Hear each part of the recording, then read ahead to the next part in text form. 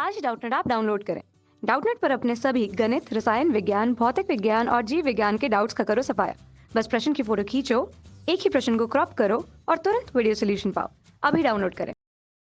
Hello दोस्तों, हमारा प्रश्न है एक अवतल दर्पण के सामने उसके अक्ष पर 10 सेंटीमीटर दूर रखी वस्तु का 3 गुना आवर्धित आवर्धित का मतलब होता है दोस्तों बड़ा वास्तविक प्रतिबिंब बनता है, तो प्रतिबिंब की स्थिति क्या होगी। तो दोस्तों हमारे प्रश्न में ये कह रहा है कि 10 सेंटीमीटर दूरी पर एक वस्तु रखी हुई है अवतल दर्पण के, और उसका जो प्रतिबिंब बन रहा है 3 गुना बड़ा बन रहा है, तो वास्तविक प्रतिबिंब बनता है दोस्तों कह रहा है। तो प्रतिबिंब की स्थिति क्या होगी, तो आइए दोस्तों देखते हैं कि हमारी क्या प्रतिबिंब की स्थिति होगी।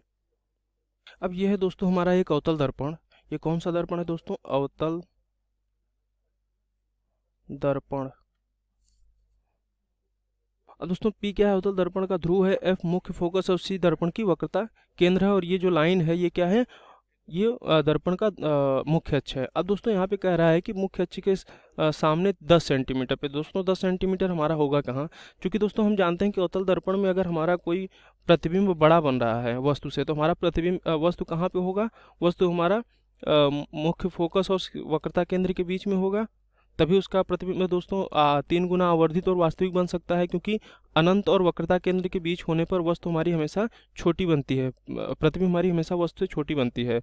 लेकिन दोस्तों जब हमारी वस्तु यहाँ पे वक्रता केंद्र और फोकस दूरी के बीच रखी जाती है, तब हमारी प्रतिबिंब क्या बनती है, बड़ी बनती है, और दोस्तों वो क्या होती है, वास्तविक होती है। तो आइए दोस्तों हम इसको वक्रता केंद्र और फोकस दूरी के बीच में रख के वस्तु को देखते हैं कि उसका प्रतिबिंब कहाँ बनेगा।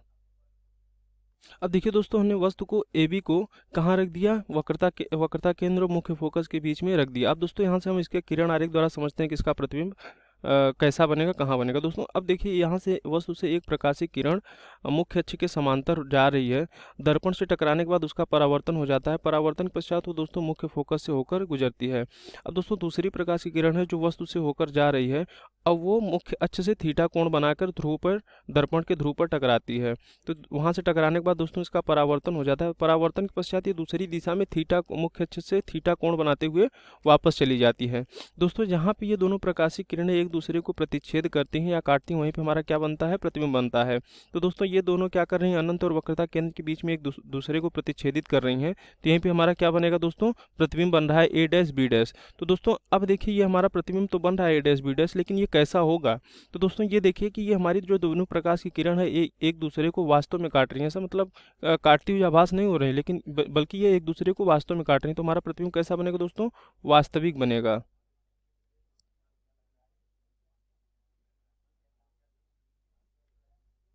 अब देखिए दोस्तों यहाँ पे हमारी जो वस्तु रखी हुई, वस्तु ऊपर की ओर रखी हुई, प्रतिबिंब उसका नीचे बन रहा है, यानी प्रतिबिंब जो बन रहा है वो वस्तु की उल्टी बन रही है, तो यानी उल्टा बन रहा है। अब दोस्तों यहाँ पे हमारी वस्तु AB है, AB वस्तु हमारी प्रतिबिंब से छोटी, यानी प्रतिबिंब हमारा क्या बन रहा है, जो वस्तु से बड़ा बन रहा है, यानी आवर्धित बन रहा है। तो यहाँ लिख सकते हैं आवर्धित या बड़ा, आवर्धित, या इसी को हम क्या बोलते हैं दोस्तों, बड़ा बोलते हैं। अब तो ये दोस्तों रहा हमारी प्रतिबिंब की बात। अब हम आइए देखते हैं कि प्रतिबिंब की स्थिति कहाँ पे होगी। अब देखिए दोस्तों यहाँ पे हमें दिया क्या क्या है, हमें दिया है कि वस्तु सामने रखी है यानी दर्पण के, यानी ये क्या है, हमारा U है, वस्तु की स्थिति है। तो U बराबर हमारा है 10 सेंटीमीटर। चूंकि दोस्तों ये हमारी किसकी बात हो रही है, अवतल दर्पण की बात हो रही है, तो ये हमारा ऋणात्मक होगा, क्योंकि वस्तु हमारी दर्पण के सामने होती है। अब दोस्तों हम अगर बात करें कि यहाँ पे दिया हुआ है कि रखी वस्तु का 3 गुना आवर्धित वास्तविक प्रतिबिंब बनता है, तो इसका मतलब क्या है दोस्तों, ये हमारा M दिया हुआ है। तो M कितना दिया हुआ है दोस्तों, M दिया हुआ है 3 गुना, 3 गुना का मतलब 3 है। अब दोस्तों यहाँ पे हमारा देखिए ये दर्पण की, जब हम अवतल दर्पण की बात करते हैं तो इसमें क्या होता है कि जो हमारी दोनों एक ही तरफ बन रही हैं प्रतिबिंब, तो इसलिए हमारा M क्या होता है, ऋणात्मक होता है अवतल दर्पण के लिए, वास्तविक अगर प्रतिबिंब बन रहा है तो। अब दोस्तों हमसे क्या पूछा है, प्रतिबिंब की स्थिति पूछी है, यानी V पूछा है। तो आइए दोस्तों हम देखते हैं V क्या होगा। तो चूंकि दोस्तों हम जानते हैं कि हमारा आवर्धन का सूत्र M बराबर क्या होता है, माइनस V/U होता है। तो दोस्तों यहाँ से हम देखेंगे, अब दोस्तों यहाँ से M बराबर -3 और U बराबर -10 रख देते हैं, तो यहाँ से क्या हो जाएगा, M बराबर -3 बराबर -V/U हमारा कितना है दोस्तों, -10 सेंटीमीटर। अब दोस्तों इसको जब हम हल करते हैं आगे, तो ये हो जाएगा हमारा, ये माइनस कैंसिल हो जाएगा, तो यहाँ से दोस्तों और इसका तिर्यक गुणा कर देते हैं इधर, तो ये हो जाएगा दोस्तों V बराबर हमारा -10 का 3 में गुणा करेंगे 30 आएगा, यानी -30 सेंटीमीटर। अब दोस्तों यहाँ पे v बराबर -30 सेंटीमीटर आया है। इसका माइनस का मतलब क्या है? माइनस जो ऋणात्मक चिन्ह है इसका मतलब ये है कि जो हमारी प्रतिबिंब बनेगी वो दर्पण के सामने बनेगी, यानी वस्तु की ओर बनेगी। तो दोस्तों हम इसको आगे लिख सकते हैं कि v बराबर हमारा 30 सेंटीमीटर आया, यानी प्रतिबिंब की स्थिति 30 सेंटीमीटर है दर्पण से, लेकिन किधर है? वस्तु की ओर है, वह या दर्पण के सामने है। तो दोस्तों हमसे यही वस्तु प्रतिबिंब की स्थिति पूछी थी। आशा करता हूँ दोस्तों आपको समझ में आया होगा। धन्यवाद।